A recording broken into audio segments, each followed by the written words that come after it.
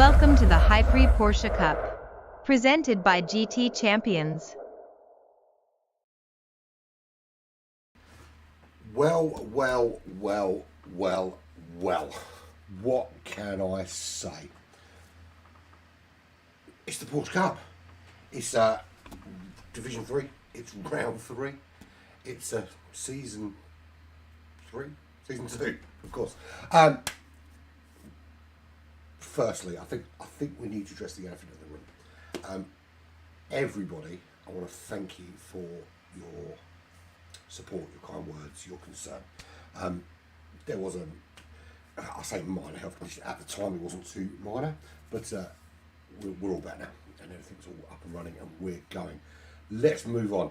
It's done. It's dusted. This is the Porsche Cup. It's Division 3. It's round 3. We are at Watkins Glen. I am Urban Pirate. This is the RWB Porsche Cup. And I tell you what, I've been looking forward to this race. We've seen some movement. We've seen some people moving on. We've seen people promoted. We've seen new people coming in. And I'm hoping we've got a full lobby. I know we've got 12 right now. And I'm hoping that we have found a couple of replacements for people that have gone. And we are up to a full quota. Because there is nothing better than 15 people chucking it around a racetrack just outside New York. Yeah. What can I say? It's going to be awesome. I think the first thing we need to find out, we're about 10 minutes away from qualifying, so let's have a little look at what happened last week, because obviously I think it went horribly wrong very briefly. Let's not dwell on that. Anyway, so last time out, this is what happened. HPR capitalised on the win from week number 1 again, and has been rewarded by that brilliance. With a place in Division 2. Someone has moved on. I'm not quite sure where the movements have happened, but essentially the movement has happened across the board somewhere. And he's now in Division 2. He goes up with half his points that he started with, and up he goes into Division 2, which promotes everybody else. But last week he was the winner, 18 points for him in first place. Average Viper Tom did a brilliant job finishing in second. Magical from ISA, good finish for the ISA Racing Group in third place. Kaizan for RSR in 13th, he was the pole sitter. Fastest lap was to HPR, of course. Mikhail came in fifth place for Apex with 12 points. OGR Tool Shared, he's always there or thereabouts, isn't he? You know, kind of hovering around that top 5 like a, I say like a bad smell, but I'm sure he doesn't smell bad at all. He was 6th. Fuser came in 7th. Our very own from Black Flag Racing, Jay came in 8th place. And then RWB, Igorski and Spider, 9th and 10th, working together, staying together. A team that plays together stays together, right? Another ISA driver, Big Red U of A, came in 11th place. Chip Reese for Victory Pace Racing in 12th. And our very own, he's Benjo. His name might be Diabolus, and he might have gone all fancy and all biblical with his name, but he's still Benjo to me.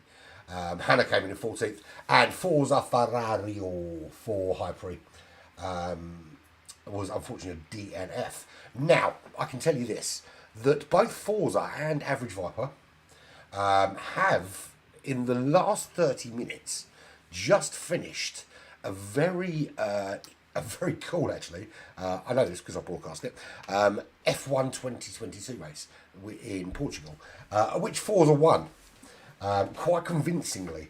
It was scarily good. So looking forward to seeing how they perform today. It's interesting trying to make that switch, to be fair, but we'll talk about that later.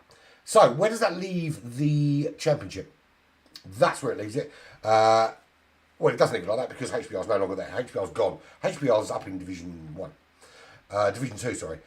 Toolshed will resume the lead of this division. Viper second, Mikhail, Kaizan, Forza, Fuser, Spider, Benjo, Jay, Big Red, Hannah. I know for a fact that Jay, unfortunately, can't make it tonight. Absolutely gutted. He got a phone call from work. I'm not going to go into the ins and outs of his work and stuff like that, but essentially He was forced to work, and at verylastminute.com as well, but will not be able to make it this evening. But I'll tell you what, we need to know who makes this possible. And it's all about High Pre. Now, anyone that watches any streams or broadcasts that I do, when it's not GT Champions, will notice the very distinct difference in the quality of the graphics. And High Pre are the people that make that difference. The quality of the High Pre graphics are second to none. And one of the reasons I enjoy it, I mean, obviously, I'll get on really well with Chris, and I love watching the racing. But one of the main reasons I love working with GT Champions and the Porsche Cup and High Pre is because of the quality of these graphics, and they make me look good. You know, it's all well and good me sitting here and talking rubbish for an hour or whatever, but it looks good to you because of High Pre. And they do a lot of stuff. It's graphic design, logo design, branding, overlays, websites. And they've got loads of new sponsors on board, including SimRaceCity.com, who are their prize partner for this Porsche Cup. But I'm not one for shameless self-promotion or external other promotion, which is probably why I struggle to get sponsors in, but there we go. So let's get in a room. Let's set some background music, drown out the drone of the Englishman. Let's have a look who we've got this evening. I am a little disappointed that 5 minutes for qualifying, we've only got 12. There are people on the waiting list that, on the reserve list that could race tonight. A little bit biased because one of those people he's about 8th on the list is Black Flag Driver, and I know that Chris would absolutely love to be involved here. So if you're listening, Chris, and we get a space, I can get Grizz in at short notice. Yeah? And probably not this short notice. It's been a little bit too short notice. So this evening we've got Mikhail, we've got Kazan, Toolshed, Spider, Magic Cool, my friend Tom, Average Viper, Big Reg of A, Chip Reese, Hannah from the Leicester Racing team, the winner of a race not just 30 minutes ago, Forza Ferrari. I wonder if that gives him confidence coming into this race as a High Pre driver. Excuse me.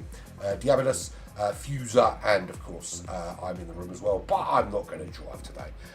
One, because I'm going to be talking, and two, because it's incredibly embarrassing for my reputation if I do that. So what do we need to know about what is going on this evening, or nearly as morning as it is for me here? Qualifying starting in about 2 or 3 minutes. So we're that's wrong. That is wrong. That is wrong. That is wrong. Let me remove that already because I've got that wrong. What did I do? Why did I get that wrong? How did I do that so badly? I thought I uploaded the right one. So essentially, we're not. We're at Watkins Glen. It is 1 hour of racing here. Use any tyres you like. The tyre wear is significant enough that you're going to have to think about it. It's going to be dry today, which is always good because we had. I say it's going to be dry. It's going to be random weather. Now it is going to be dry, and we know this because you cannot set wet racing at the Great Watkins Glen. But it is going to be changeable track conditions, and that. I'm going to talk briefly about my feelings on that kind of thing. Now, there are some things that I think that PD get very, very wrong in terms of kind of, some lobby control and stuff like that. And I'm sometimes overly critical about that, but I tell you what, they get absolutely spot on. I mean, the graphics on this game, second to none. They are absolutely brilliant, okay? The other thing they do is this weather model and the way that the track evolves within that weather model. And it's only slight changes to the weather model, things like that. The difference between it being very sunny or a little bit cloudy or the temperature changes. And it really does affect the difference in the track. And that's why I love that kind of dynamic weather thing, where you leave it to chance. Because it really does, I mean, it essentially means that every single race in the 3 divisions are going to be different in terms of the track conditions, in terms of the performance, that kind of thing. And I love it when it's like that. Absolutely love it. We are, as Benjo just announced, we're waiting for one more person to join us before qualifying will start. 10 minutes of qualifying, then 60 minutes of flat out racing. Now, it's going to be very difficult to look beyond Racers like Toolshed, like Average Viper from High Pre. Also, the Forza Pro. Look, we know Forza Pro was a DNF last week, but I've just watched him absolutely dominate an F1 race, and by some significant margin. It's such a margin, in fact, that everybody else was one stopping, and he could two stop it and got a free pit stop. So he's already demonstrated today to me that he is a force to be reckoned with. But there are some great drivers out there. Unfortunately, it took me. It was only earlier this week I got to watch race number 2 because of what shall not be continually talked about. But Average Viper's very quick. Chip Reese for me is he's dedicated. He gets involved all the time. And the one thing about all the drivers here is that they made it into Division 3. Think about the amount of people that wanted to get involved in the Porsche Cup. And bear in mind, the Porsche Cup was supposed to be a one division competition. But there was such unprecedented desire to be involved that Chris had to approach me and ask if I wanted to do some broadcasting and if I wanted to broadcast 2 groups, because he was going to do the one. And it made absolute sense, because if you've got people that want to be involved, you want to be involved with that too, because it's popular. Why wouldn't you? So anyway, I digress. I waffle far too much. We are literally waiting for somebody to come in. I'm kind of just flip-flapping, kind of filling here at the moment. I hope Chris doesn't mind. Firstly, I want to thank GT Champions for allowing me and Black Flag TV to be involved with GT Champions and this kind of thing, and everything that goes around it, because I am a little bit unorthodox and I am a little bit of a wild card. I'm not afraid to admit that. But to allow me to be involved and to ride on this brilliant wave of racing. And I've noticed that High Pre as well. High Pre are very high quality and bring brilliant competitions, brilliant graphics to these competitions, and they really enhance the racing for everybody. But I want to see some bloody racing, and this PT we're waiting for needs to hurry up, because finally, I think he's entering the room. Here is PT Snow. He's finally got here. He's only 2 minutes late. I'm not going to give my opinion on tardiness. I have my opinion on tardiness. Be interesting to know that Fuser. You can see he's got a DR of E. DRE. We won't talk about DRE. I'd be interested to know what his other account is, because he clearly has not. That's not his only. You can't tell me that he's never raced in daily races. Surely, I'm a little bit concerned as well. I seem to be having that the same problem with liveries, and I'm wondering actually if it's an Australian host thing. Because surely these people haven't all got the same liveries on the car. They've got So Hannah is ISA, Big Red of UAA is ISA. Actually, there's a lot of ISA drivers here today, isn't there? Of course, that's why they all look the same. Ignore me, I'm talking absolute rubbish. Right, qualifying. Here we go. Are we ready for this? Let's get involved then, shall we? Boom Shaker. So, this is the High Pre Porsche Cup presented by GTChampions.com and commentated by Black Flag Racing TV. 10 minutes of qualifying. We get to find out who's going to hit pole. I'm not going to have another dig about the fact that the music is still playing when we jump into the room. It's just another bug that I'm trying to out. So I'm keeping hydrated now. I'm under very strict orders from the doctor to keep myself hydrated after the shift. Yes. I'm going to pick someone to do a lap with. Any preferences? I tell you what, based on his brilliant performance for me earlier, I'm going to go on board with one Forza Ferrari from Scotland. High Prix driver. I forgot a High Prix fanboy today.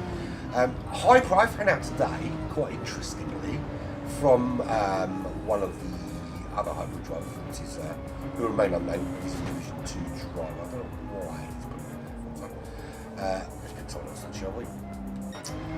The High Prix actually have 2 drivers in every division of the Porsche Cup. I know they've signed a couple of new drivers from Division 1, and that is why that is the case. So, there we go, proper on board. So here we go. This is Average Viper starting a lap in this Porsche Cup, and you cross the line here at Watkins Glen. Head down, you stick to this left-hand side. We're looking for a breakpoint about there, and then you start to get turned in round that right-hand side. You can really abuse those track limits there, to an extent, of course. And then it is flat out all the way up the hill. And this Porsche is very powerful, very, very good at doing this. You can take this all the way flat out until you head up to the chicane. Interesting fact about a lot of chicanes on American racetracks is that they are used, so anywhere else in the world you usually find they are turns 2, 3, 5, 6, whatever they are. But on a lot of American racetracks, and I don't know why this is, and if one of my American friends could elaborate for me, it'd be brilliant, is why a lot of American tracks name them 4A, 4B, 5A, 5B, 10A, 10B, whatever it is, rather than label them separately. I know we've already got what I think is a problem of calling a corner when you drive flat out through it. It's not corner. If you can drive it flat out, it's not corner. It's a straight. It's just a bendy straight. But if anyone can give me some insight into that, or correct me and tell me that it actually happens in other countries, that would be brilliant. Yeah, there we go. That's my thirst for knowledge is over. We're done. Right, so we're on board with Average Viper. This is the GT Champions Porsche Cup, sponsored by High Prix. We are 3 minutes, 30 seconds into qualifying. This is the first hot lap for everybody out there. We're on board with Average Viper. This is going to be his lap. Kaizen does 1:44.1, 43.8 for Magical, looking very quick. Average Viper gives us a 1:45.3. Let's jump out, let's see who else we've got, what else we've got going on. So, on pole, we have had the American driver, Magical, 1:43.8, that's a good time. Now, if you bear in mind that the Division 2 guys we'll see tomorrow, we'll be doing somewhere around a 42.8, 49. That's not far off. Now, I don't think Division 3 and Division 2 are that far apart. And I think the final qualifying time is going to be somewhere in the low to mid 43s. So, Kaizen with a 44.1. Mikhail, 44.5. Fuser, 44.9. All very close. PT Snow jumps straight in and he stopped. You can't park that there, mate. Come on. No better than that. Get that yellow flag off the racetrack. It's going to mess with people's qualifying. 45.2 for him so far. Average Viper, Tom, from the Midlands of the UK, and fellow Brits. I've got to get behind the other Brits as well. 1:45.3 for Tom. Spider, 1:45.7. Another Red, White and Blue driver. And the more I learn about Red, White and Blue, the more I love their models. Might talk about that in another race. Diabolus, Benji, 1:46.3. I'm not calling you. I'm sorry, Benji. I'm sorry, mate. I'm not calling you Diabolus. I'm calling you Benji. That's your name, man. Yeah, that's your name. So you are Benji. I'm not letting you use a really kind of a biblical name to try and strike fear into the heart of your opponents. I've spent significant time racing and talking to you, and you don't scare me, man. Forza Ferrario. He is another British from, well, I say Brit, he's from Scotland. He probably won't like me called a Brit. He's a Scot, and they should allow Scottish flag there for him. 1:46.9 for Forza. Hannah, 1:48.4. No, she's been under the weather actually in the last couple of days. She did mention it on the Discord. Hope you are feeling better and make it through this race nice and safely. Big Red U of A, 1:48.9. I'm sure there is a much better time in there for him. and about to prove that by giving us a 1:48.6. Told you there was an improvement. See? Mind reader. So Magical, as they are the fastest man out there, let's do a full on board from the bumper of Magical's car and just have a good look at how they so we can get to the telemetry there as well, which is always a good thing. I've not got any negative messages, so I assume everything's working fine. I did actually have when this is the second time I started streaming. This started the first time, and it only popped up on the Black Flag page. Nothing happened on GTChampions.com, and it was a little bit concerning until I only started. I don't know what it was, but something. So there we go. So Magical crosses the line. Now, the concern today is going to be tyres, and I'll tell you why I think it's going to be tyres. Because this is a very abrasive track. I was looking at this track for a competition for somebody else, and it was a 45-minute race with quite similar settings to what we want here. And we had to look at reducing the tyre wear because of how abrasive this track is. And I think it kind of mirrors real life. I've got a friend who lives not too far from this racetrack and has confirmed that when he took his Porsche on this track, he needed new tyres afterwards. And that might also be because he put his Porsche into a wall, but we won't talk about that bit. Yeah, there we go. So we are, how far? 7 minutes into qualifying. So essentially, everyone's got maybe whatever the lap they're on, and possibly one more if they're brave enough. The thing about the Porsche is that you want it light on fuel, but you don't want it too light. With most cars, well, certainly with cars that aren't MR, kind of built like Porsche, really, it's all about where the fuel tank is. And you find actually the Porsche performs more consistently and is better to control with about a quarter to half a tank of fuel. And the reason for that is it's all about fuel tank placement. Because when the tank is full or has more in it, there is more weight over the rear wheels of the Porsche. And that is kind of where it performs at its best. And Magical has actually pulled into the pits. So, where are we sitting? We are we're one lap away from deciding the grid. It's Kaizan on pole from Australia. Magical from the United States is joining him on the front row in second. Row 2 is Fuser from Canada with Mikhail from the United States of America. Viper from the UK and Toolshed from Australia on row 3. Row 4 is taken up by Spider and PT Snow, both of the United States. And the back row is, row 5 is Benji and Chip Reese of Australia and the United States respectively. Forza Ferrario of the United Kingdom, Scotland to be specific, and Big Red U of A, I'm assuming that's US of A, from the United States in 12th there on row 6, and row 7 is Hannah from ISA. Unfortunately, we are too short in the lobby this evening, which is so disappointing. But that doesn't mean the racing's going to be rubbish. Shameless plug incoming, and Chris probably will tell me off for this, but I'm going to do it anyway. Black Flag TV has started a little feature called the Dicks of the Dailies, and anyone that's done this on GT7 has done daily racing, and has encountered at some point the idiots that get involved in daily racing, and predominantly the reason why we do this, and we do this because we want to get away from those idiots that basically drive like it's bumper cars. So I'm not one for daily racing to be fair, but I did a couple of daily races a few weeks back, and I decided that I was going to start naming and shaming those kind of idiots, really. And it actually turned into something quite funny. So I make once a week. I do a little bit of daily racing. People send me some videos as well, but I do a little bit of daily racing, and I turn those daily races into like a little 2-minute, 3-minute montage of people driving like idiots, and pop it up on our YouTube channel. Week 2 just popped up today. Go and have a look, and never watch it again if you think It's rubbish. Sorry, Chris, I had to do that shameless plug. I'm really proud of it. I love it. It really makes me laugh. So sorry about that. I won't do it again. Smack on the wrist. I can smack myself on the wrist myself for the shameless plug. Right, so there we go. This is our final lineup. Kaizan will lead them out on pole position.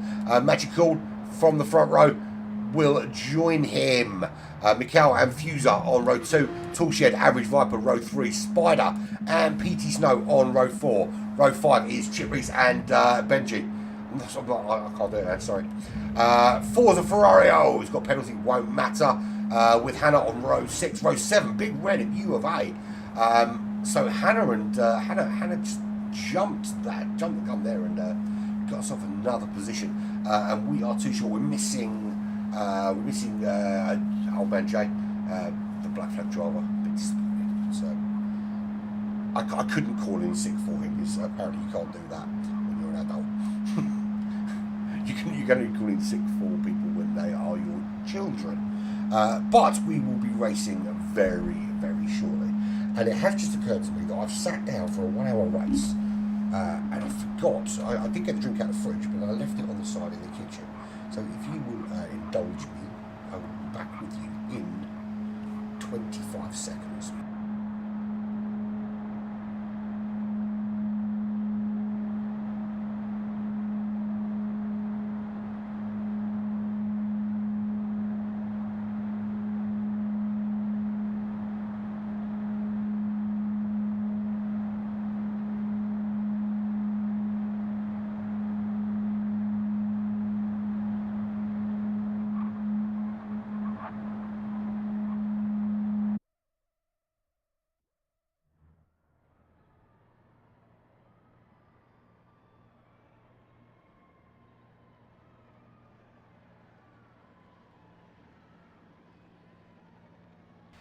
Back, baby. Were you counting?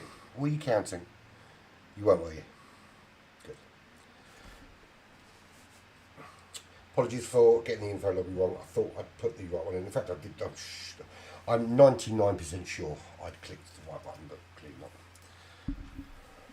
not. What's this going on here? Obviously, since the lobbies have been fixed for qualifying, the graphics that Hyper do so brilliantly only work for half the lobby time now, which is a real pain in the butt, isn't it? But, you know, it is what it is. So, Kaizan, Magical, Mikhail, and Fuser, they're the front four.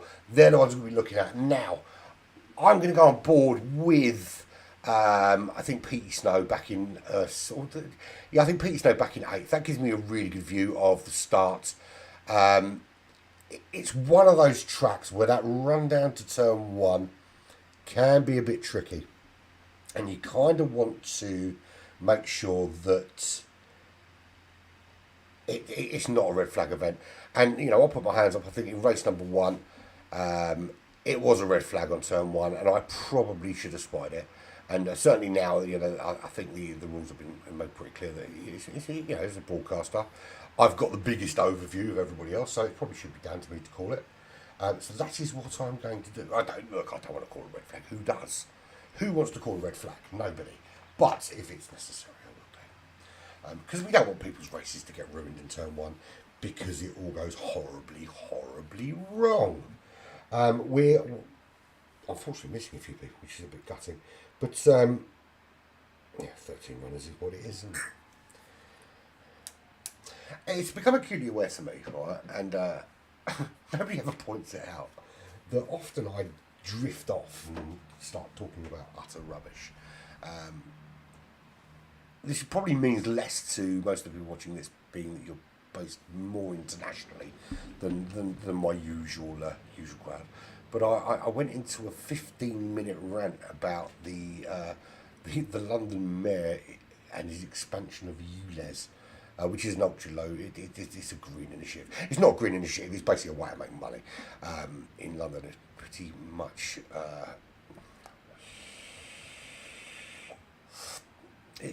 So it's. I don't know what I'm not going to do. I'm not going to get all political. in an international fun thing. It'd be ridiculous. Penalty, no fuel or tyres in the stop.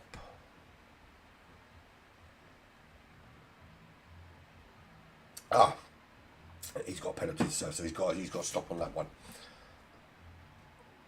It's quite interesting because it's quite a difficult thing to enforce, penalties on GT7, because it's so hard to find that kind of balance. You know, do you have an arbitrary set of kind of, okay, if you, whatever happens, this is the penalty. And I've never been a big fan of that kind of arbitrary penalties for, you know, a multitude of different things. You know, the driver driving into the back of another driver and ruining his race can be two very different scenarios. And I never was a fan of an arbitrary rule and saying, okay, this thing, but actually it's starting to make more and more sense to me, because you need kind of something. And I think it works better when you do it like that way. When you say, okay, if you mess up, this is what will happen to you. And regardless of whether it's the right or the wrong decision based on what happens, then that's what you do. Right, and I know I've not jumped in straight away, that's because I'm waiting for the lights. So we're going to go there. I'm going to have to jump out and jump back in, because not everything is not perfect in the world of GT7. And there we go.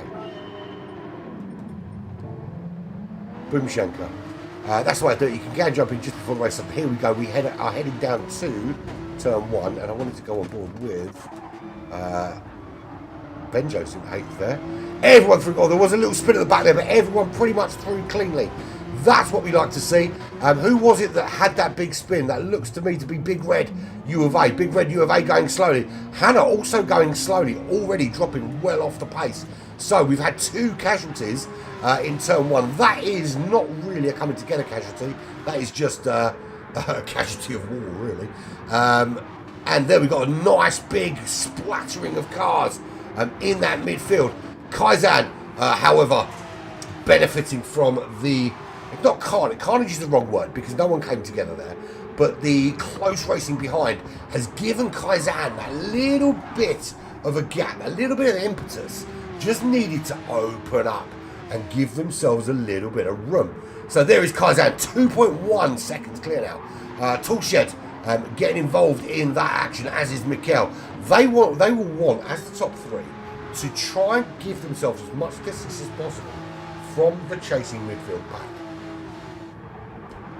Certainly, Toolshed and Mikel will not want to see Kaizan pulling away too far, and that's not the thing that's happening at the moment. So let's have a rundown. It is Australia in the lead. Kaizan, 2 seconds clear of Toolshed. He is just half a second up from Mikhail. And that top 3, 1.5 seconds back to the Canadian Fuser. And then we've got Diabolus. I can't believe I did it. I actually fell for it. It's not Diabolus, man. That is Benji. Benji is in 5th place. And he is under significant pressure from PT Snow from the United States. Can PT Snow give a lesson in overtake? It doesn't there. Difficult place to overtake, to be fair, here at Watkins. In fact, as a track overhaul, it's quite a complicated track to overtake on. You really need to find your rhythm and the right place to do it. And generally, it's these kind of areas here where you've got a bit of slipstream is where you make that move. But at the moment, he seems to be held up a little bit behind Benji. So we've got Magical, Benji's teammate from us, of course, and PT Snow, both putting some pressure on Benji in 5th, but not finding that way through. And that has kind of allowed them to drop off. So at the moment, this is the battle now. We've got Magical making some moves on the back of PT Snow. Is that on for him? This is not the right place for the overtake, unless of course there's a mistake. He's certainly looking up the inside, but no, not there. Not there, my friend, not there. That's where magic does not happen, and it's certainly not cool. I've been calling magic cool. Yeah, I'm waiting for someone to tell me I should be wearing my glasses, because it's magic cook. Chip Reese running well in 8th place. And so it's I shouldn't sound so surprised when people are not. When people are doing well. He's doing well. He's in 8th place. Stop being so surprised. He's a good driver. Average Viper. There is Tom. He's running in 9th. High Pro driver, of course.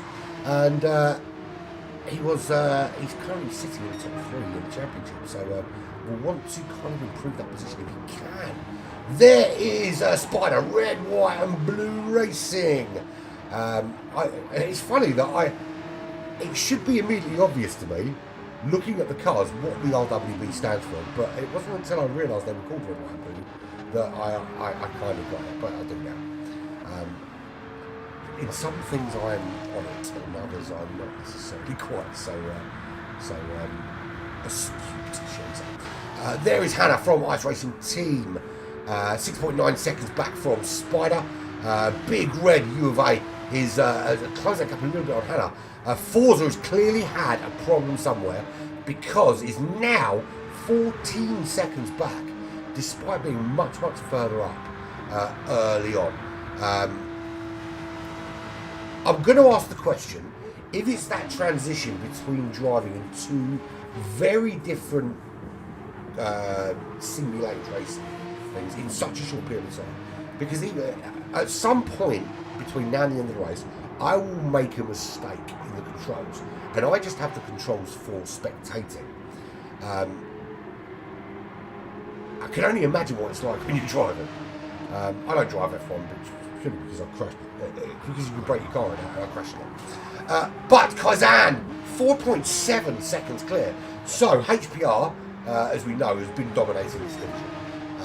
Gets the golden ticket, just like Charlie Bucket, and up into Division 2 he goes in that great class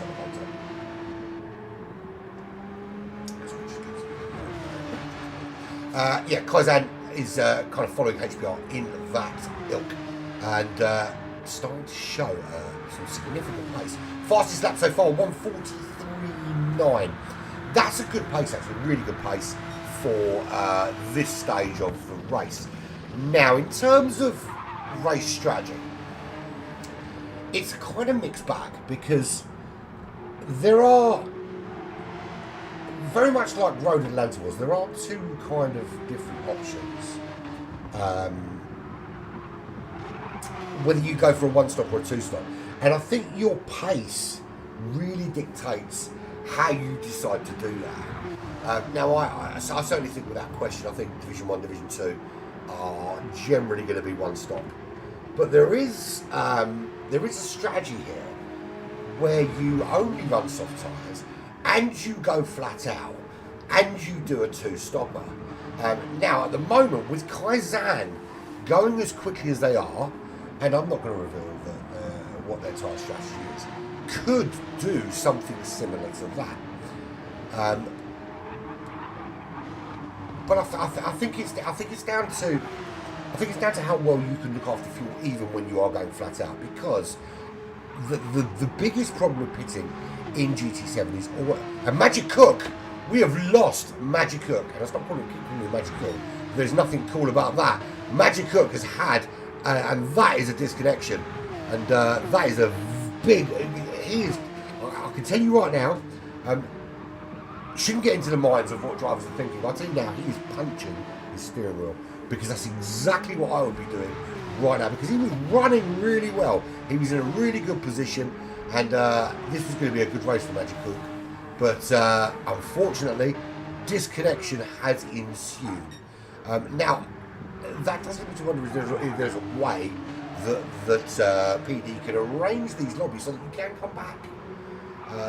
With F1 2022, that's something that is available. That if you do get disconnected, your car remains in the race, although it's ghosted out and it's auto-driven, but it remains in the race.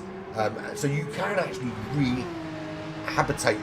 Habitate's not even a word, is it? Re-inhabit your car, reincarnate yourself into your car. And we've got the Truth Serum joining us in this room. I was about to ask if, now he's joined the room, if he wants to come and join me on a little co-commentary and get involved, but obviously not. But if he wants to drop me a message, if he wants to get involved in the co-com, I am quite happy to get a driver of his ilk and get his opinion. Because let's face it, I talk a lot about driving, and very little about it. When you watch me drive, you realise I know very little about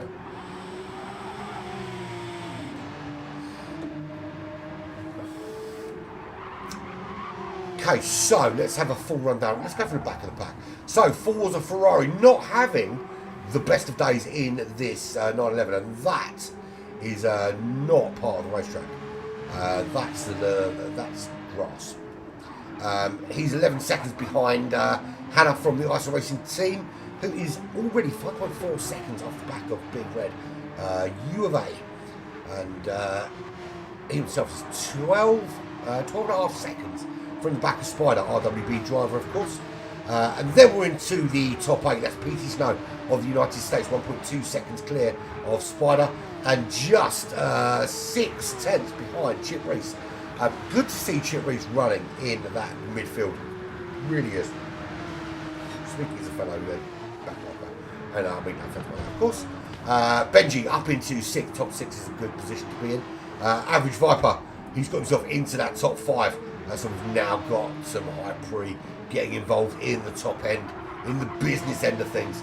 2.9 seconds clear of Benji, and 4.7 behind the Canadian driver Fuser KK. He is hanging on to that top 4. It's about a second back from Mikkel. Mikkel 1.8 behind Toolshed, but at the moment none of them really are demonstrating this insane pace. As Toolshed picks up a penalty, that half-second penalty, it's not enough to give Mikkel that position, but it's enough to put Mikkel in significant touching distance when he serves it. I mean, of course, there's still a bit of time before he hits that penalty line for Mikkel to close that gap. Now, if Mikkel was holding back some pace, now is the time to release that and put themselves into a position to breeze past while they're serving a penalty and ghosted. My opinion on the ghosting, by the way, and I just want to make this clear, is I think you should go back to how it was in GTS, where you have to serve it yourself. You've got the time penalty and you can serve it as you feel necessary. Because a half-second penalty should be a half-second penalty. And track to track, a half-second penalty can be anything from 7/8 tenths to 2.5 seconds, depending on where the track is and where the line is. And I think that's far too arbitrary. Well, in fact, it's not arbitrary because it's not balanced across everything. It's different from track to track, and it's a bit of a bummer, really, when you pick up a half-second penalty for a very minor infringement, and it costs you as much as 4 or 5 seconds, which it can do. Especially some of those fast tracks. So there is Toolshed, and Mikkel did exactly that. Got within that distance to make that move and up into second. Does that now give Mikkel that kind of license to just open up the engine a little bit and push on into a higher position, maybe? Toolshed now in 3rd place. There is Fuser running in 4th. This top, look, Kaizan is miles ahead of anybody else. You can see from the track right there up in the top right hand side, just how far ahead now Kaizan is, and it's 2 corners, minimum 2 corners every time. 10 seconds is the gap, and if it continues like this, it's not going to be long before Kaizan is closing up on the guys at the back of the pack. And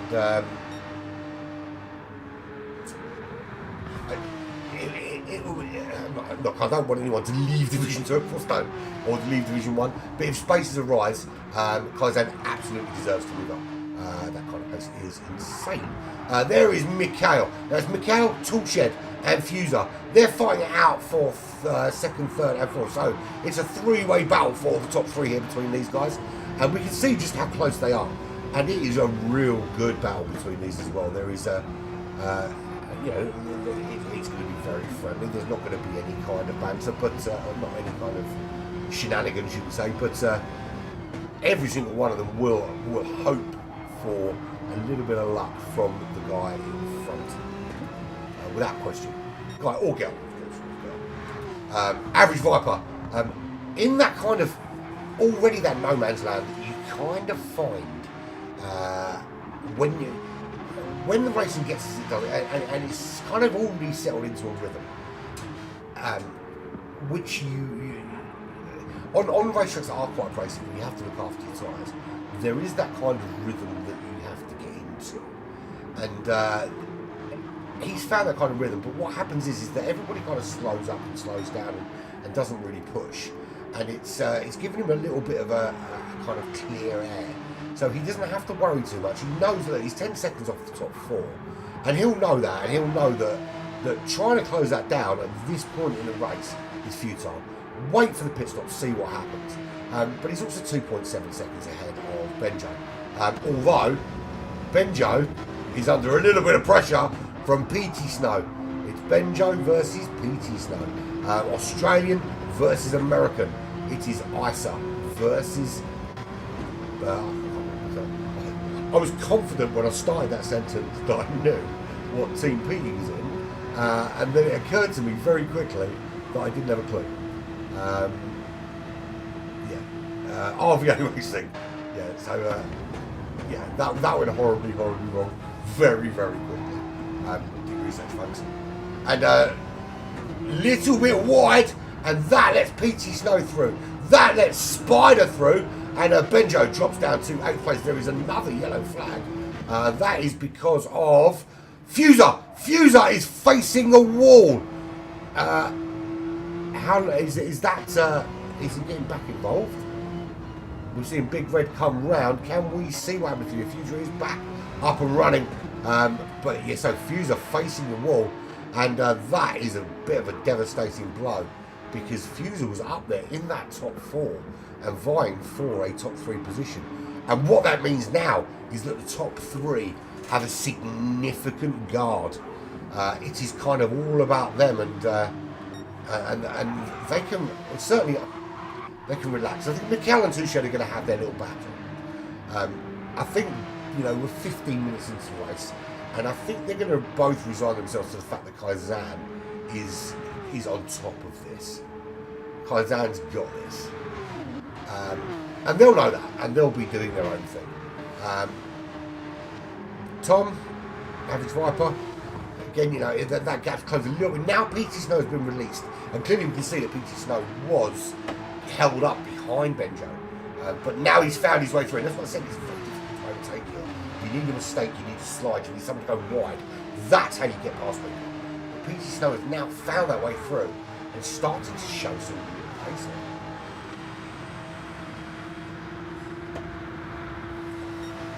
I'm not Bane or Darth Vader. That's the reason that I can stay not smoking and not kill people.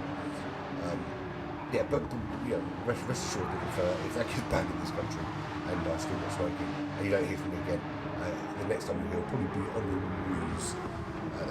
But there is Spider, RWB driver. He's just 73 on PT, so now he's been released. He's shown some pace as well. And these Porsches. I'm going to be brutally honest. I do drive I drive the Porsche quite a lot, but it's mostly because it has been such an overpowered car in the GR3 division. Do I think it's a great car? No, I don't. There are cars that have much more fun driving, but there is this kind of little niggly thing at the back of my mind, and the conspiracy theorist in me that thinks that Porsche have maybe slipped a little bit of money the way of Sony and said, look, can you make our car a little bit better under BOP conditions than everybody else's? Because it just seems to be the dominant car in the GR3 division. That gap's closed down a little bit now. There are other cars that are closing up, but for a time it was such a dominant car. But I'm not a fan of that. It's not something I can't talk about. But I don't like MR cars. But of the MR cars, this is probably the best one. That said, there we go, like criticism and praise all in one go. And to be fair, it looks gorgeous. There is Benjo. He had his little wobble, but he is in 6th place. Chip Reese, there he is, having a little nibble at the sign that someone's already left outside the road for him. He's running in 7th place. Toolshed's been into the pits. I can tell you now, a number of these are 2-stopping this race. It's not the 1-stop race that you thought it might be. It's going to be a 2-stopper for a number of these guys, and Toolshed is one of them. He has come back out in 8th place. Kaizan stayed out, of course. I'll tell you why Kaizan stayed out, because his tyre management was very good. Very, very good. Toolshed, not so much. Fuel, really not a problem around here at all. You can quite easily breeze past the three-quarter mark in this race without having to refill the car. Tyres wise, not so much. Fuser back in 9th place. Had that little spin. We saw Fuser facing one of the barriers. Is back in 9th place. A lot of work to do now to get himself back in contention for top 3. 1.2 seconds behind Toolshed, who is a de facto top 3 driver. I hope I don't have to explain what I mean by de facto to anybody or watching, of course. And I don't that sounded really condescending then. I didn't mean it that way at all. Not at all. So, Benji goes in, Chip Reese goes in, both pitting for a fresh set of rubber. Big Red USA in 10th place, 15 seconds behind the 2 pitting cars, although that gap has significantly changed as he breezes past both Chip Reese and his teammate and team leader, Benjo. Hannah also squeezes through, but only in between the two.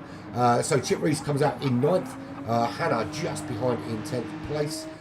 We'll see in a minute when he comes out. Here he comes coming out of the pits. Now here's Benjo, and we saw there was a tyre, and that's 7.3 seconds behind his teammate. Forza Ferrari not getting himself into this race, just not happening for him.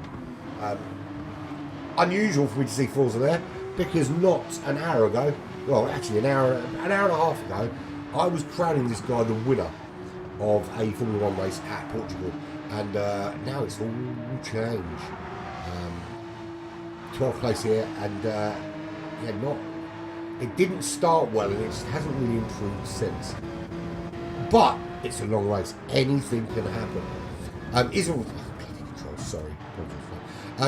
It's a crying shame we didn't have the 450. I know we missed our man James, and we would have only had 14 anyway because Jay gets to work. He will be back, of course, for the rest of the season.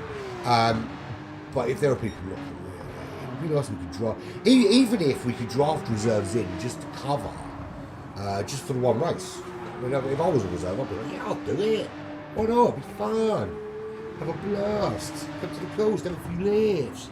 Name the film. Name the film. Kaizan, there's your leader. He's 12. 12, that's right, folks. You do not need to adjust your sets. Kaizan is 12.2 seconds clear. He is the flying Australian. Absolutely dialing this track in.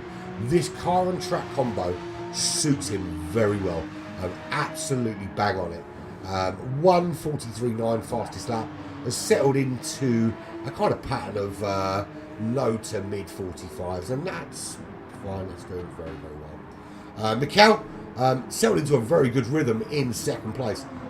I can tell you now, they're both going to have to pit very soon. The question is, do they pit for a one-stop or a two-stop strategy here? Now, I think Kaizan's in a very unique position in that they've got a couple of laps left to go on those tyres, certainly. Can probably, if they're very, very, very brave, could stretch this out and run 2 sticks and softs. It's a very brave decision to do that. It'll be soft and medium, whatever they do. But at the moment, Kaizan 12 seconds clear. Mikkel, I think cruising in 2nd place now. I think Toolshed has been in the pits.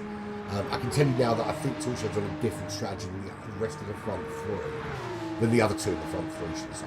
So it's going to be interesting to see where quick drivers like PT Snow.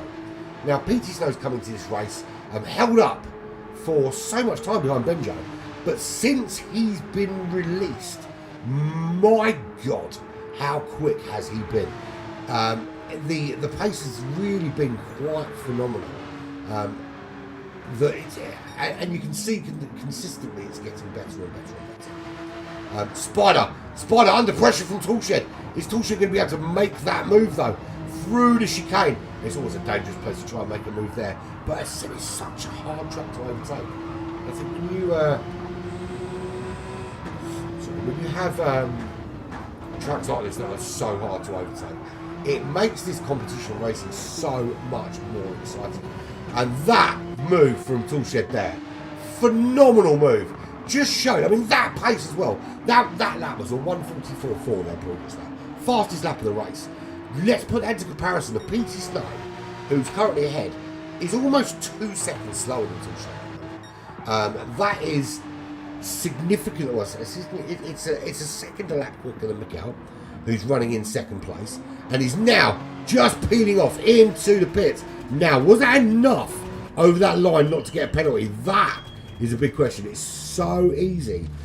Here and Road Atlanta are awful for picking up penalties going into the pits. So PT Snow, does he stay out?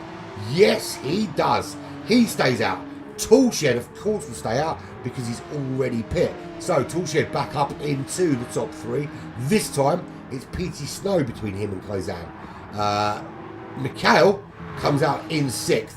Fuser still does need to pit. Spider, of course, also needs to pit. They're on different strategies. Now, we're not really going to see how these strategies play out until the alternative strategies have done their pit stop, and then we see where we're at. But as it stands, there's your race leader. He now has an entire pit stop free, give or take a couple of litres of fuel. Kaizan has been so dominant from the moment this race started right up until now, and it will, and I've got no doubt it will continue to be this way for the next 35 minutes. Absolute complete dominance, and you've got to be happy when you have a performance like that. You've got to be pleased with that. Toolshed there is in second place, has made the move on PT Snow. The pace would suggest that was going to happen quite quickly anyway. Kaizan makes that pit stop. Now it's going to be a one stop for Kaizan. My guess is that Toolshed is going for the alternative 2-stop strategy here, which is basically get your foot down, get your head down, and just get on with it. And I think that strategy works if you're super quick anyway. I think the one-stop strategy is the best way to go because you're super quick anyway. If you can be quick, but need to kind of push the limits of speed, really need to be on that raggedy edge all the time, then maybe the 2-stop is better, 3-stint is better. As we just see the back of PT Snow just stepping out. So Toolshed does take the lead of this race. PT Snow up into second. PT Snow still needs to pit. Spider still needs to pit. Kaizan coming out from their pit stop in 4th place. They are 5.4 seconds off the back of Toolshed. Now, take it from this commentator. Every single car in front of Kaizan right now will need to pit. And there is no doubt in my mind that unless he either A, disconnects, or B, bins it terribly into a wall, very terribly into a wall, Kaizan's going to win this race. It's been very dominant. But you never know. You never know. Fuser, what made the way back up to 5th, does still need to pit, of course, but so does everyone else, other than Kaizan. Well, yeah, other than Kaizan, Fuser does need to pit. But we saw that battle for the top 3 ruled themselves out of it with that crash, but has pulled themselves back into the potential mix here, the potential onion bag. albeit though with different drivers in. There's Mikhail. Mikhail is okay. I'm not going to show you the tyres and show you this is my opinion. I think Mikhail is incredibly brave, or has changed their strategy and gone for something a little bit bold based on pace. So I think this is what I think. I think they've looked at pace.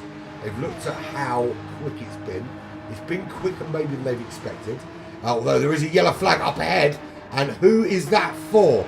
Is that one of the top? Doesn't look like it's one of the top 5. So that suggests to me then that it is one of the back markers. And there is no Forza Ferrari coming round. Where is Forza? Forza is stopped at the side of the road. That looks to me that is a race retirement for Forza Ferrari. It hasn't gone right from the start for Forza. And for whatever reason, Forza has decided that this is not happening today. That could be a number of reasons. So I'm pass the judgment.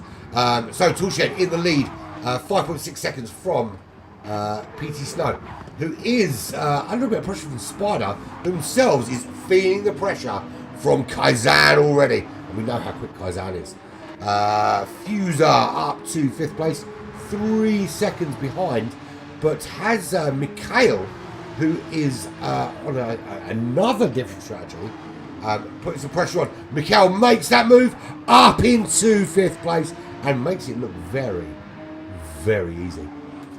Chip Reese, 20.7 seconds back from the Canadian, but comfortably in that midfield, under no pressure from behind. And it's going to run pretty, and just churned out fastest lap of the race, or their fastest lap of the race certainly. There is Average Viper. Now I've seen this guy racing. There's no way you can consider him average. And I'll tell you what, next week we're at Daytona. My first ever GT Champions broadcast was a Division 4 race at Daytona, and that's when I met this guy, and that's when I interviewed this guy, and that's when this guy won his first GT Champions race, and he was very, very good that day. I imagine, bearing in mind that Daytona is such a, if you're good at Daytona, you're always good. Yellow flag, and that is for who? Who has cracked? Oh, is that? I think that's the yellow flag for. Yeah, it is. Where Forza's parked, it brings out the yellow flag. Now, here's the problem. If you are coming into that turn ready to make an overtake, with Forza being parked there and there being a yellow flag, that is going to invoke a penalty if you make a valid overtake right there. I've seen it happen. I've been on broadcasts where someone has parked up on the side of the road and it's been innocuous, not intended to cause any problems. But I've seen people lose top 3 positions based on making overtakes and getting a penalty when the yellow flag driver is off the track. Now that is an issue with coding. The game is coded wrong. It's clear that driver is not a hazard. It's not a yellow flag incident because they are well off the race line, well off the track. But because they are active, it causes a problem. So I think maybe we need to look at why or how this is happening. Either or, that's what happens. So Toolshed in the lead of this race. Yeah, the yellow flag I was just talking about. He's opened that gap to 8.5 seconds. Really I don't want to do it, man. I look ridiculous. The reason I don't is because I look ridiculous in glasses. 2.2 seconds. Yeah. And I'd rather be blind than be able to see because I care how people see. Of course not. 2.2 seconds. Kaizen is behind me. So he's got around Mikhail now and starting to make his way back to the front of the pack. There is Mikhail. 2.5 seconds ahead of Fuser. Fuser worked their way back up to 5th. Only one place back from where they were when it all went horribly wrong earlier in the race. We are just past the halfway point. Where are we? We are at Watkins Glen, just outside New York. I apologise to all the Americans for that terrible bastardisation of your accent. Yes, we're at Watkins Glen. We are with the GTC High Prix Porsche Cup. This is round 3, Division 3, and it's been the Kaizen show. You know, not taking anything away from anybody else's ability here, but Kaizen has absolutely dominated this race, like he owns this racetrack.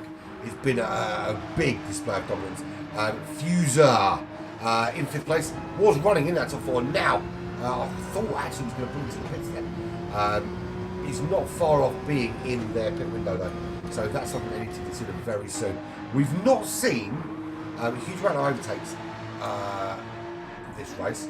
It's a very difficult track to find a way through, and it kind of relies on errors and pit stops and undercuts and overcuts and those kind of things really to get the best overtakes here. And I think it's a track very much like Monaco in the Grand Prix, that your qualifying position and your first lap have an immense influence over your finishing position. So what I mean by that is that if you qualify well and you start well and you don't have any problems with the first lap, you generally finish there or thereabouts, engine trouble and all that kind of thing aside. And I think it's very similar with this track here, is that there's nowhere really to overtake. You know, off the racing line is slower, always going to be slower. And you know, unless someone goes wide or makes a mistake, there is really no way through, unless you are significantly faster. And we're talking a couple of seconds a lap faster. And that, it makes for great racing, because when there is an overtake, my God, you know they've put all the effort in. Right, but let's do a real fun. Ford Ferrari has given up on this race. Big Red U of A is in 11th place, 2.2 seconds behind Hannah, and there is Hannah. And I've just remembered why Forza was last. It wasn't. She was penalty. So there is Isa Hannah, 1.9 seconds ahead of Big Red. Right slap bang on the pit window, 35 minutes in.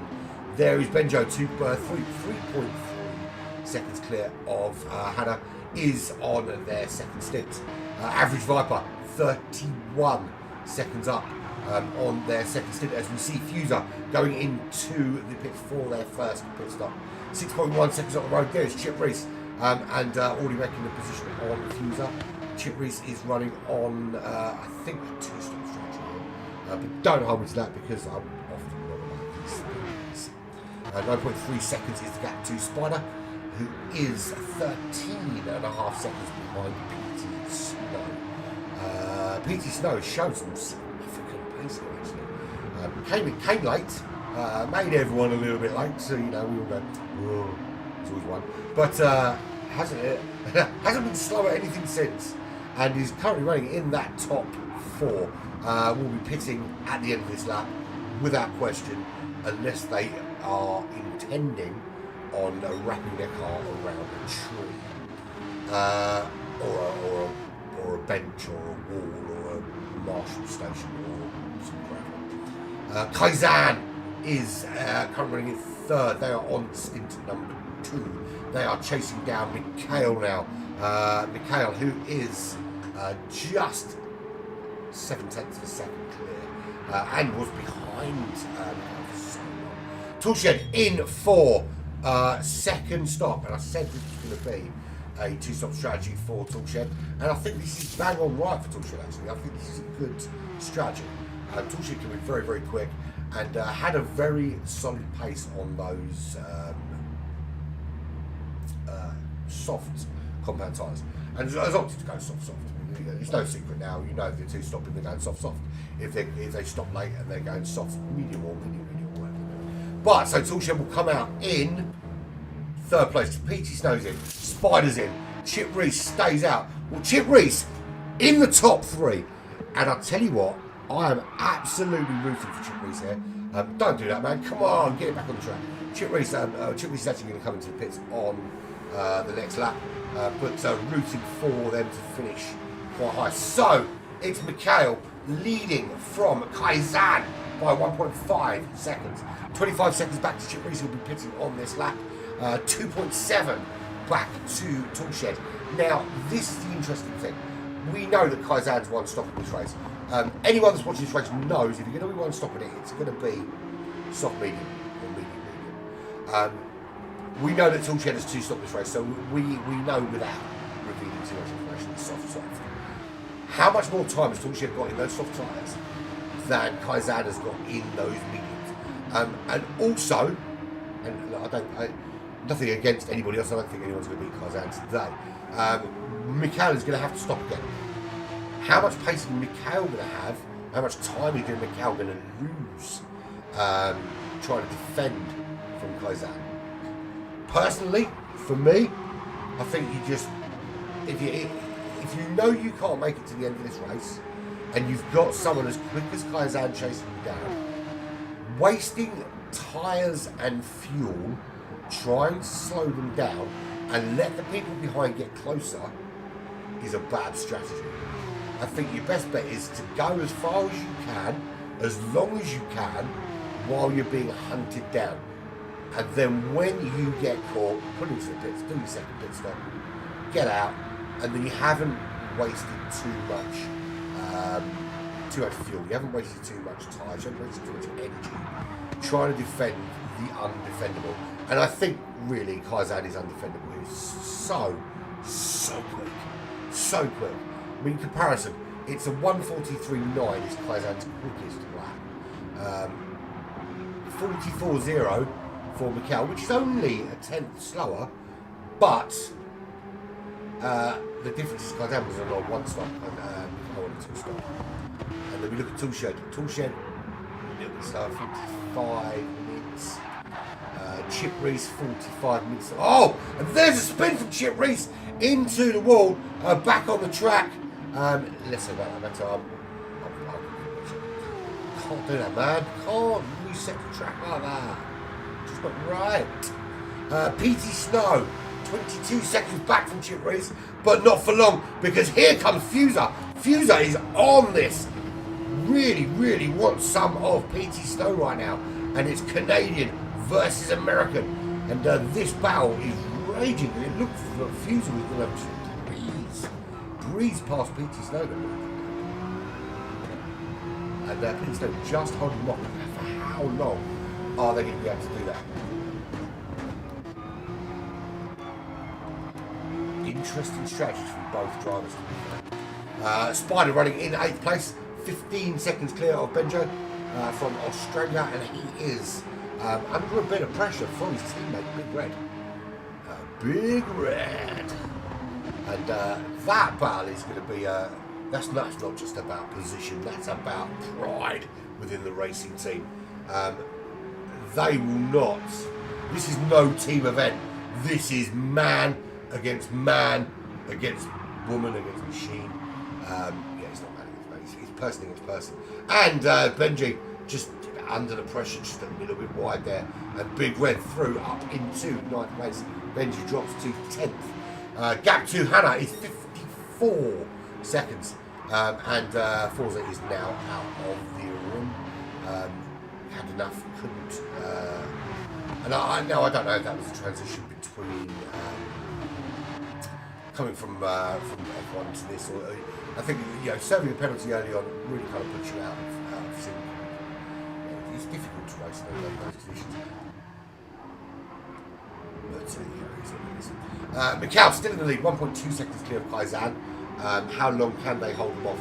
They do still need to go into the pits. And, as I said, this is a situation now where, strategy-wise, you need to think about where the person you're racing, and the person they're racing at the moment is Toolshed. And Average Viper's not out of this year. Average Viper is 5 seconds behind Toolshed and not out of this race. But if I'm Mikhail, and I will know that Kaizen is just not going to be able to be kept up with. So I'm going to be thinking that I need to pit again. Who else is pit again? Well, I will, if I've been doing my homework, I'll know that Toolshed has been minutes again. Let's have a look at the gap. So, I know that if I spend some time defending, I'm going to be letting that gap close. What I need to do is jump in the pits. I know how long I've got to the end of the race. I know how long I'm going to take the tyres and the fuel and what I need to get to the end. So let's make that happen. But at the moment, just hanging it out there for maybe a bit too long.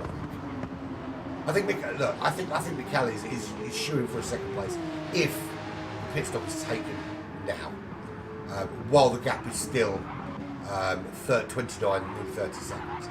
I think Toolshed's pace, that gap is going to close, and the opportunity to come out in front of Toolshed is going to be smaller and smaller every lap that goes on. We're already sub 29 now. Average Viper is 35 seconds away, 6.6 seconds outside that top three.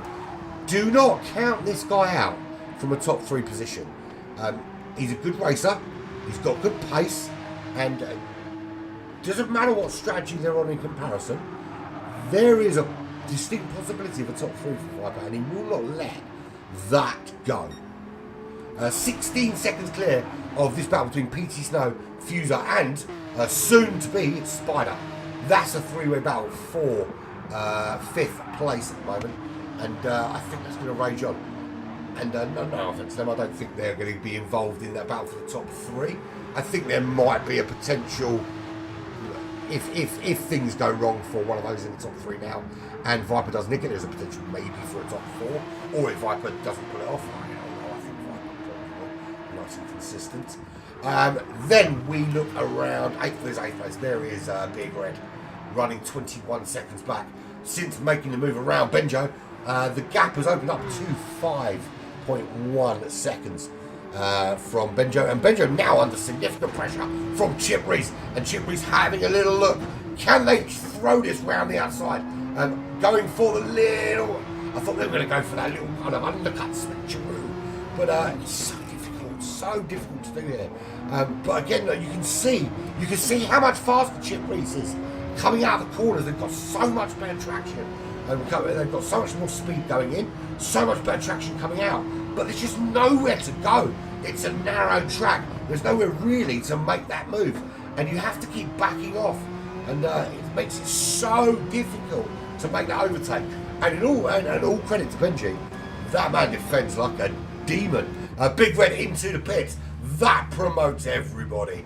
Promotes Spider the Ambulance. Why am I calling him that? It's Benji. Chip Reese. What about Hannah? Is Hannah going to make it through? Hannah coming round.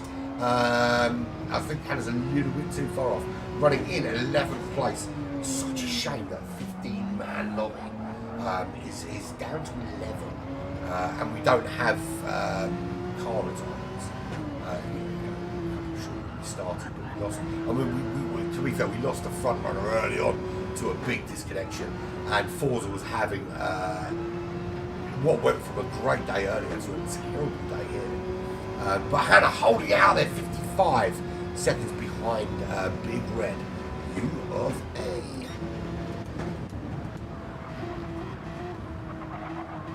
So we'll be right back. Just going to 20 seconds.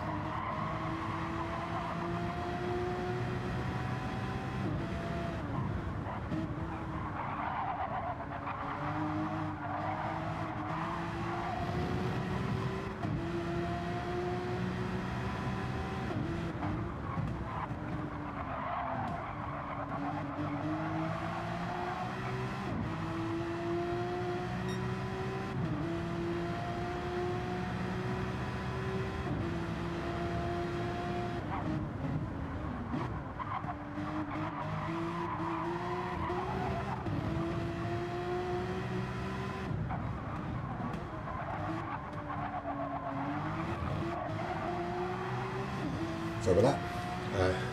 It's one of the perils of having older teenage and early 20s daughters. You have to make sure they get home alright, and we're only hoping that they roll home happy, safe, and not pregnant, to be fair. There we go. Anyway, moving swiftly on. Mikel's still leading this race, actually, from Kaizan. Does have to pit again though, which is going to make it very, very difficult for. And you know, I called it earlier. The gap now actually has been maintaining that quite well to Toolshed in third. Toolshed just coming up behind Hannah to lap her. That's second time we've got to that. And Hannah's doing all right. 11 places, 2 points. Good points. So Mikkel is just a second up from Kaizan. Look, Kaizan has been phenomenal today. And I actually think on this kind of pace and this kind of consistency, should Kaizan make it into Division 2, I think there are people in Division 2 that should be afraid, be very, very afraid. I have no idea why I just channeled the ghost of Elmer Fudd when I did that.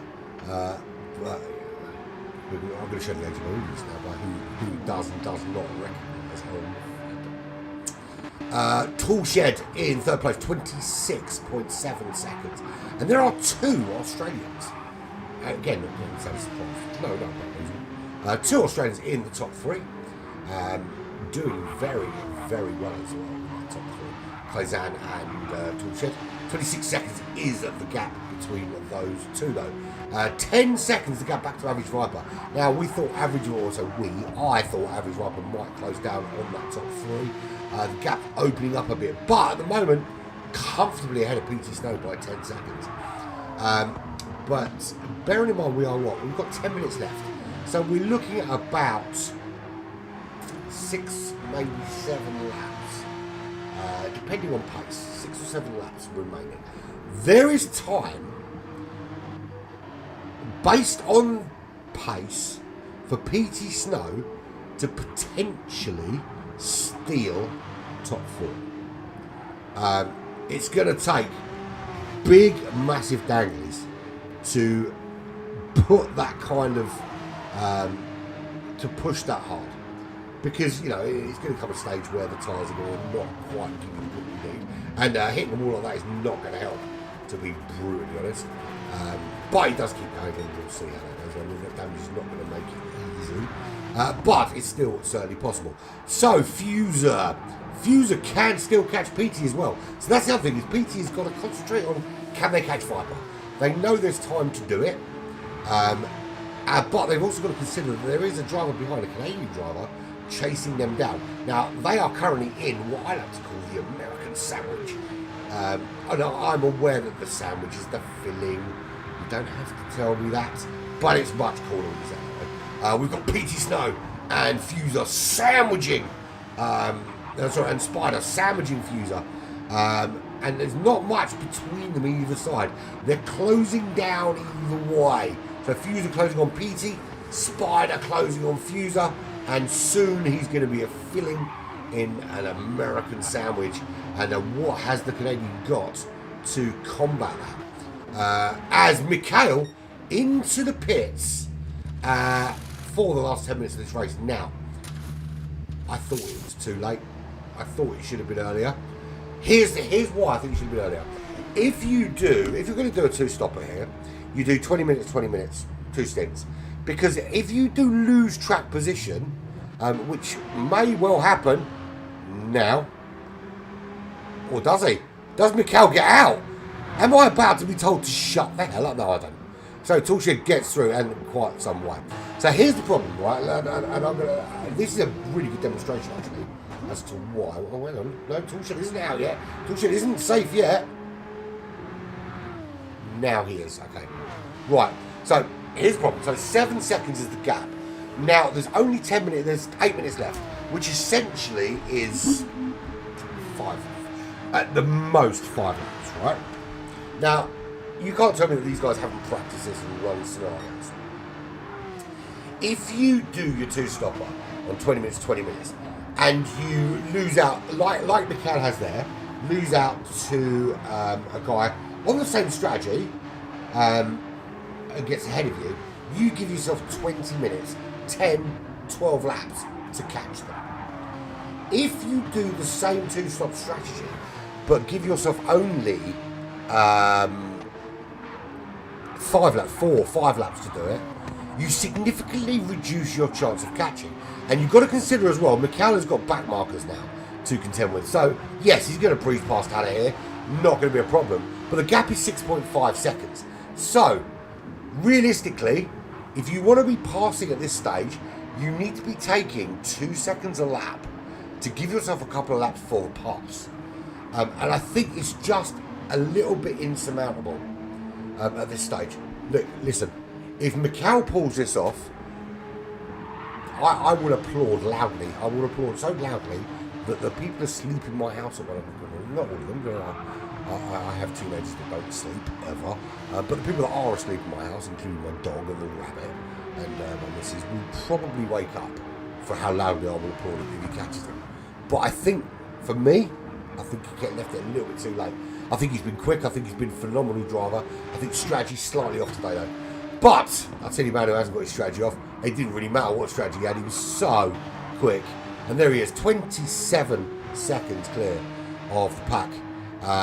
Toolshed in second place, of course. And I think the 2 Australians have really dominated this race. I haven't talked to Australia for a while. I lied. Last week I did. I've done a couple of Australian videos, so I don't want to talk about. Talking rubbish. I think I literally in Australia earlier in the rubbish. So I tried to talk to you. I haven't spoken to Kaizen before though, so that'd be an interesting conversation.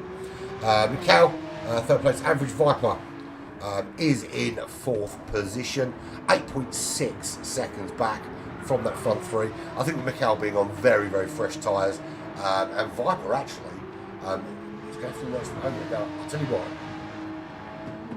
I think Tom's done enough to stay in 4th place. What I can tell you is PT Snow has more on his tyres and has more fuel, but has over-fueled significantly, which is going to make the car heavy. That's going to allow Fuser to potentially make a move. That's also going to allow Spider to potentially make a move, because at the moment, Kaizen, Toolshed, Mikel, that front 3 I think is as it is. Viper, PT Snow, possibly, but Toolshed is pitting with just 5 minutes remaining, and this has thrown the entire race up on his head, and I don't even think that pit stop was necessary. That is a massive turn up for the books, and well, number one, I'm hoping that Toolshed finishes in the top 3, so we can ask him why, but he's dropping way down that order. He had enough, surely he had enough to make it to the end there. It's such a shame I couldn't show you that. He comes out in 5th place, and what a result there for Average Viper. That has changed the complexion of this race significantly. For me, it was going to be Kaizen, Mikel, Toolshed, or Kaizen, Toolshed, Mikel, and that wasn't going to change. That was absolutely nailed on to finishing that way. Average Viper in 4th, but all of a sudden now, we've got PT Snow, Toolshed, Fuser, Spider, all potentially challenging Viper for 3rd place here. So let's go, full rundown, because it might be our last chance to do so. Kaizen, 30.5 seconds clear, winning this race, that question. Don't need to check that again. Mikel, 12 seconds clear of Average Viper. Probably don't need to check that again. Average Viper lucks out, 4.3 seconds, but on a 2-stop strategy, and probably going to struggle a little bit for the next couple of laps. PT Snow on a fast one, 4.2 seconds is the gap, chasing down Average Viper for 3rd. Fuser and Toolshed has dropped further down the order and picked up a penalty. It's been a disaster for Toolshed. There are words, and I can't get them out to describe how bad I feel for him right now. It's just horribly wrong. So Fuser is chasing down PT Snow 1.9 seconds and is still chasing. Half a second back is Spider. He's still chasing. There's a potential top 5, a potential top 4, maybe even a potential top 3 in there for Spider. This race is not done by any stretch of the imagination. Toolshed though, man, I fucking feel for you, man. I'm sorry. The profanity is just I couldn't stop them. I feel your pain. Why did you stop? Why did you stop? You didn't need to stop, my friend. You could have lasted that out. Yeah, you know, your tyres would have been awful right at the end, last lap, but you would have had track position. And you know what, worst case scenario, yeah, you know what, your tyres might have given out and you might have finished 7th. But you've guaranteed 7th now, you've taken that chance away. Chip Reese running in 8th place, 32 seconds back, 8.3, so that was really emotional, wasn't it? I should get an Oscar for that. 8.5 seconds back to Benji, who is just being lapped by Kaizen. A Big Red U of A, 14.1 seconds. And there's 26 seconds to Hannah. Named after, she's not named after my daughter, clearly, because my daughter's 9 years old. But, my daughter's named after her. So, let's have a look at this battle now. So, the gap now to Average Viper, 3 seconds. That's PT Snow. There's Average Viper up the road. Just behind, there's Fuser. And there is Spider. And the Spider just clipping the back of Fuser. No. And again, it's this. Any one of these 4 could finish in 3rd. But the difficulty in overtaking here at Watkins Glen is just going to make it such an uphill battle. You can see there the Spider was clearly quicker than Fuser. But the car's in the right place and there's nowhere for anyone else to go. You take your car off the racing line and sayonara, which is what you say if it was a Japanese track, of course it's not, it's an American track. Shame we have more European tracks. I would have thought, you know, 6-race series should spread them out between the 3 continents, but Championship American tracks makes sense, really. I don't really good as a lovely bit of Seiko. I like that track. Although, to be fair, I'm not impartial to a bit of Daytona next week, which is pretty darn cool. I'm not a big fan of Watkins Glen. It's a Monaco type ride. I'm not a fan of any racetrack where it's so difficult to overtake, where you literally have one racing line around the entire racetrack. It's one of the few tracks in this game that I like. Goodwood's quite similar, although Goodwood, there's so much more scope for cock-ups that Goodwood actually makes it worthwhile. So Kaizen wins this race significantly, 23 seconds. Mikhail, well, what can I say? I called out the strategy, but it turned out actually that another poor strategy meant that worked to the T. Average Viper, Peachy Snow nicks it from Average Viper at the death. Never saw that coming. Oh my days. Peachy Snow nicks 3rd place right at the death from Average Viper. Average Viper lucked out with 3rd, and then it didn't happen, and now it did, and then it didn't again. And I'll tell you what, Fuser in 5th, Spider in 6th. Toolshed should be top 3. Absolutely no reason why they should be top 3, but it went horribly wrong. It's Kaizen from Mikhail, from PT Snow, from Average Viper, Fuser, Spider, Toolshed, Chip Reese, my old friend Benji, Big Red, and Isahana. We lost from this race. Forza Ferrari, and my memory is awful and I can't remember who else we lost. But we lost them really early on. But there, your 11 finishes today. What a finish. Driver of the day. Oh. I've got to give it to Petey Snow because absolutely chased out Average Viper there in the last. And Average Viper just holding off on the tyres and fuel to make sure he made it. And got caught out. Biggest loser for me, Toolshed. Toolshed had that in the bag. And I just wish I could interview him after this race to find out why. I might break protocol and I might get him in. I need to know. I need to know why, because I know it doesn't make sense. But you know, look, we're done. It's race 3. That's it. Kaizen is the man of the hour. This is the guy that needs all the praise. Absolutely dominant and kick ass on the side of that car. Says it all. What a great race from Kaizen from Australia. Great racing. 23 seconds. Thoroughly deserved the win. Mikhail in the end deserves 2nd place, and Pete Snow just alone deserves 3rd. Right, I'm going to go and grab me some drivers to talk to. catch you very soon while I find them. How about that?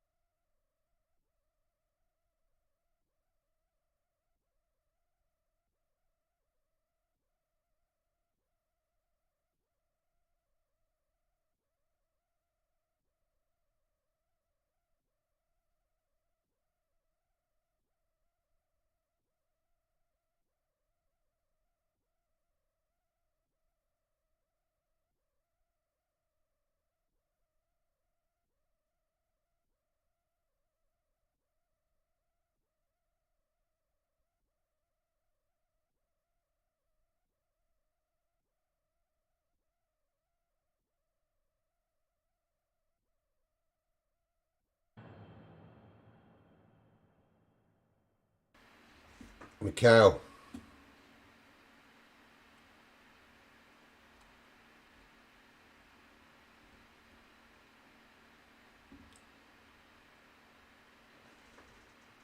Mikhail, can you hear me, dude?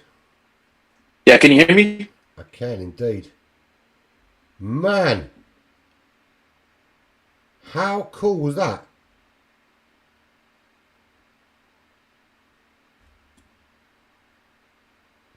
Yeah, mate.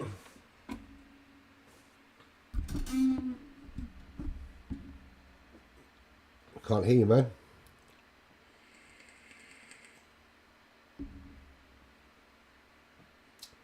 Don't know what's going on there. I did hear him and then he disappeared. Just wait for I've got my end of race graphic. There we go.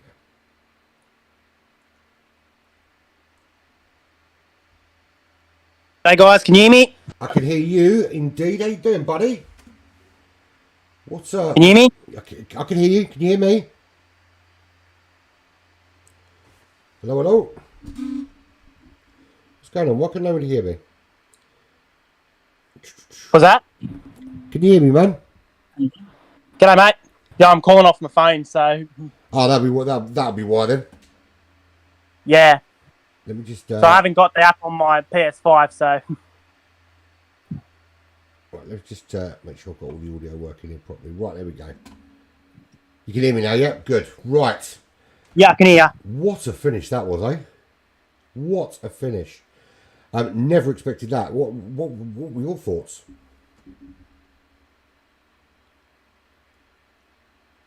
Oh, look, I was just basically cruising for most of that race, even though after Mikhail overtook me after my stop. I just stayed behind, stayed patient, because I knew some of these guys were going on 2 stops. So I stuck to the 1 stop because I just noticed my times on the worn softs were around 1:45, and that's what the medium pace was in my practice. So I swapped on the mediums and went to the end. Your pace was phenomenal, man. Like crazy phenomenal. This week I've seen a couple of Division 1 drivers do some practicing. I've seen Division 2 drivers practice and Division 3. And I tell you what, you are fully Division 2 pace today. It was ridiculous. Was there any point in the race when you thought, I maybe haven't got the pace? Was that? Was there any point in that race when you thought, I might be caught or I haven't got the pace? Because it didn't seem that way. There was the point at the pit stop. I was thinking if when Mikhail overtook me midway through that race, I thought surely he's not on the softs, surely he's not on the mediums. Then he was starting to slow down. I started to catch him, and then I really started to believe something special could happen here. It was something special. I mean, for me, I think 20 minutes in, it was clear that it was only going to be a massive error that was going to change things. And you really just had it fully under control the whole time.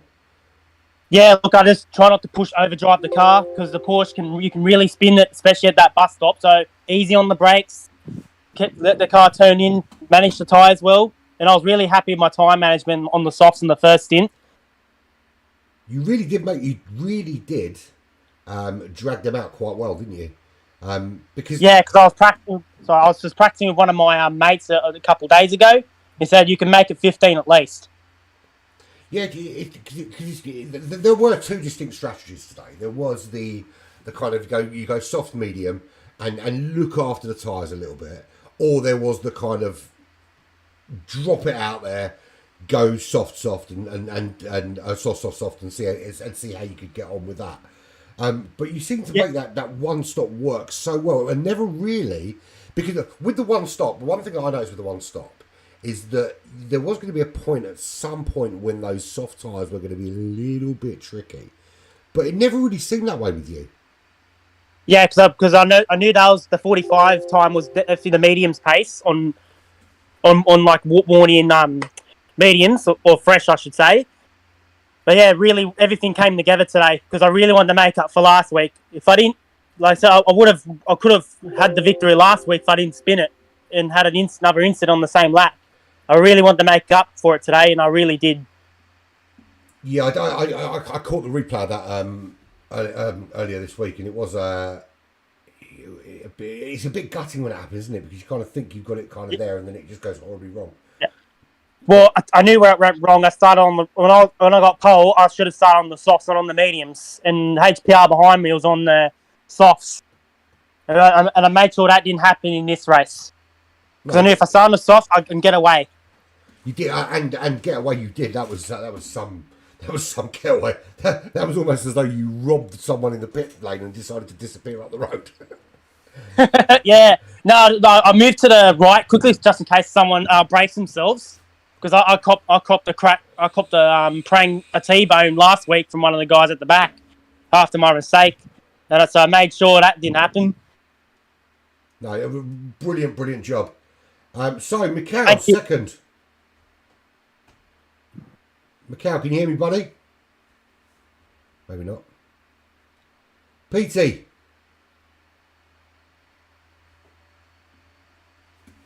PT?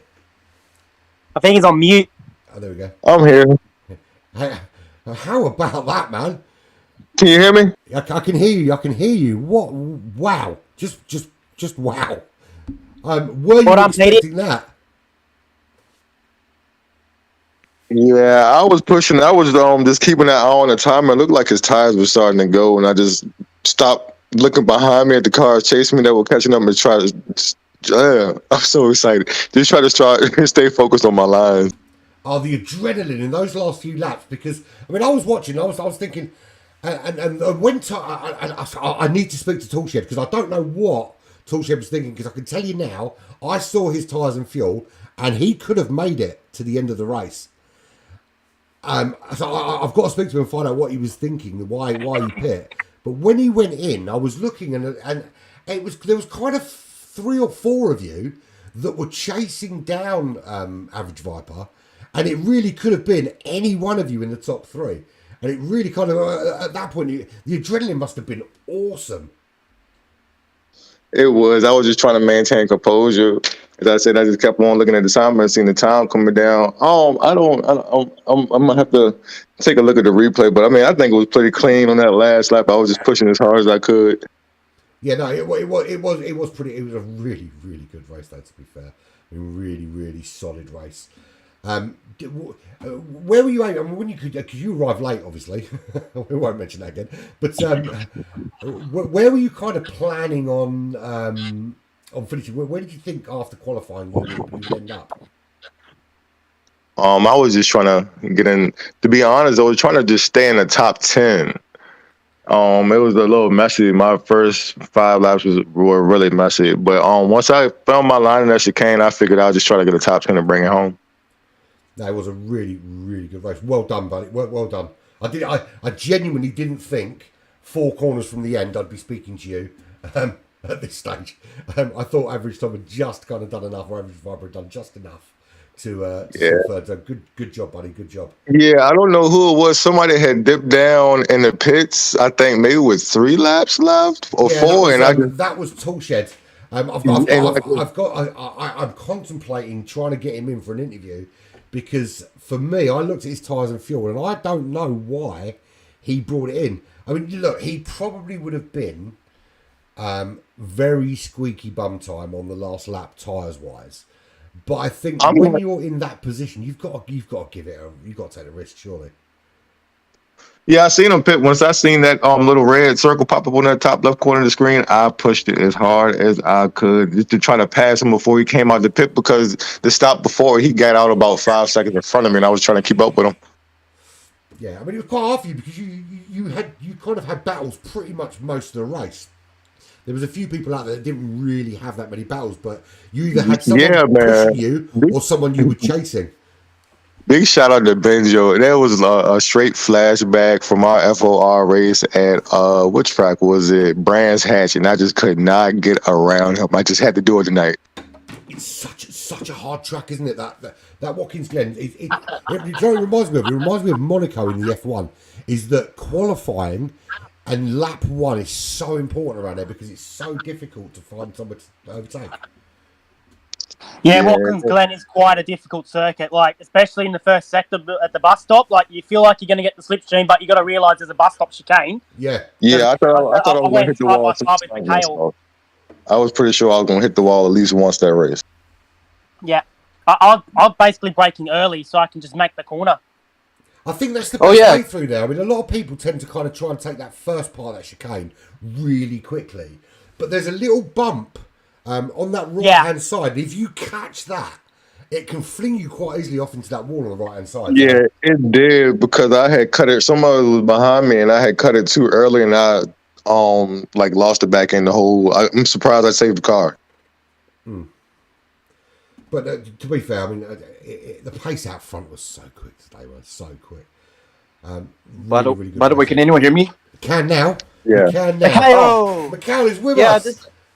This earphone sucks, so I have to speak it out as it is. So that's cool. Great. So Mikhail, second place. You can't be too unhappy with that.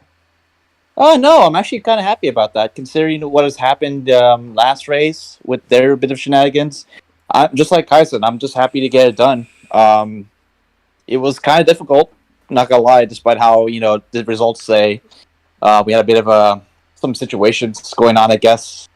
There was there was one sector where you just cannot pass, and we had a bit of issues there with that, unfortunately. But despite that, we just put our heads down, and we brought the Apex Sports car to a podium. Second podium, in general for GTC, and first in Porsche Cup. It's brilliant. I mean, what up, Mikhail? You had some great battles there with Toolshed, and your strategies were similar, but you left it out. And I'm going to be brutally honest. When you watch back the broadcast, I'm quite critical of your strategy because I think you left it too late to pit. And now, had Toolshed not come in again, I think you would have cost yourself second place. And I'll tell you why. It's because the distance you had to make up, you didn't give yourself very many laps to do it. And I mean, go on. honestly, I mean, I can't blame you about that. I mean, to be fair though, the car was still going pretty fast when I was about to catch him. Yeah. Like I was still catching him. Like it might be close, but it wasn't gonna be like, maybe it won't be like probably won't pass him by the end of it. But I was more surprised that he didn't make it. I don't know what happened to him either. Just like you are, I was like, oh, he just pitted. Well, I guess we could just like walk into the second step, I guess. Yeah, I mean, the thing is, I mean, it's easy for me to say, oh, your strategy was wrong, but I've got the hindsight of overview. I can see what everybody's doing. You guys, when you're on the track, you know what you're doing. You don't necessarily know what the people around you are doing. And I suppose it's easy for me to go, oh, he got the strategy wrong, because I can see what everybody's strategy is. But at the end of the day, you brought it home, and that's the main thing, isn't it? Yeah, I mean, again, there probably might be a few talks about what happened. To be honest, I know there's a bit of a mess with some cars, but we'll see. I mean, I'm happy I got it done. I just need to get a few things straight with some people because I know that there's been a bit of a slight issue with someone, like lag or whatever, all because of a yellow flag. But I'm happy. Everyone's Kaizen's happy. Pete's happy. We're all happy. We're all celebrating. Can't wait for Daytona. It's going to be a very high-speed one, to say the least. I love Daytona. And Daytona for me, it's going to be quite a special one, Daytona, because my first ever broadcast for GT Champions was at Daytona. So it's kind of like turned full circle for me. So I'm quite looking forward to Daytona next week. And it's a great track for action as well. It's a great track. Guys, thank you so much. It's been awesome. Awesome race. Thanks, I really mate. enjoyed it. Look Oh, by the way, Urban, before you go. Go on. Before you go, I hope you feel way better. I hope the health's been great and all that. We're happy that you're back, and hopefully you're doing better. Thank you. Listen, guys, seriously, the love has been amazing. I mean, look. I'm not going to pretend it was easy last week. It was an absolute nightmare, but it was a mistake I made with taking the wrong pills at the wrong time and stuff like that. But it's sorted. So, thank you so much for your support, guys. It's been amazing. And I'm glad I'm back to keep doing this because you just make it so entertaining and you make it so easy for me to do. Thank you. Yeah, thank you. Glad you're in good health, mate. Awesome. Guys, I'll catch you next week. And hopefully we'll have this chat again. Yeah, All right. hopefully. Hey, guys, I'm going to blind you with some champagne. You better get away from me. Yep, John, get a victory lane. See you later, guys. So there we have it. There were your top three. This is the final standings after that race, of course. That's not the right results at all. What have I done? So that's where we currently stand with the standings. I've only uploaded one of the things. It's my bad. So there we go. Kaizen, 46 points, takes the lead, and to be fair, absolutely dominant. Very difficult to catch Kaizen today. Great racing. Average Viper lost out right at last to Petey. So big introduction from Petey, jumping straight in above Hannah, Forza and Igorski up into 12th place. Really looking forward to next week at Daytona. We know that Viper's very strong at Daytona. He proved that back in GT Champions last season. So that's it. All that's really left me to say is thank you very much for joining me. Thanks for all the love as well. The love I've been getting from you guys has been, nothing short of brilliant. But it's not about me. It's about the High Prix GT Champions Porsche Cup. So I have been Pirate. This has been the High Prix GT Champions Porsche Cup, Division 3, round number 3 at Watkins Glen. Kaizen is your winner today, and we move on. Daytona next week. See you all in 23 and a bit hours for Division 2. It's been emotional.